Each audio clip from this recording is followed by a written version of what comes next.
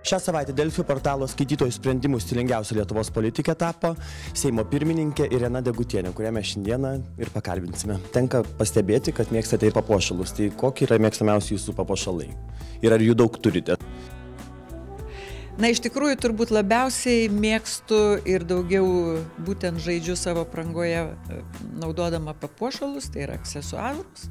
Neturiu labai daug kostiumėlių ir suknelių, bet tą patį rūbą, keisdama, derindama auskarus ir sagę arba auskarus ir karolius, galbūt dar, jeigu šventinė kažkokia tai proga, apyrankė, tai turiu ir klasikinių, aišku, dirbinių, turiu ir dovanotų man daugiausia papuošalų turiu, ir dovanos yra mano vyro per visą gyvenimą, tai iš tiesų labai džiaugiuosi ir man tas kiekvienas papuošalas dar duoda ir tokią emocinę, sakykime, būseną, todėl kad žinau, kokia proga tas papuošalas man buvo padovanotas ir kodėl aš jį segiu šiandieną.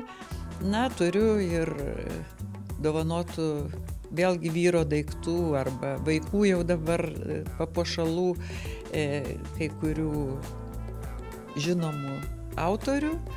Ir labiausiai, aišku, mėgstu papuošalus, kuriuos yra pagaminęs Arūnas Žilys.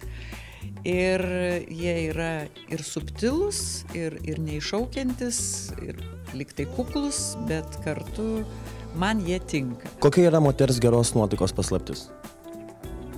Pirmiausia, gerai įsimiegoti, bent man tai tikrai. Toliau matyti atsikėlus iš karto, kad džiaukis kiekviena diena, todėl kad gyvenimas labai trumpas, kad iš smulkmenų galėtum daryti, sakykime, problemas.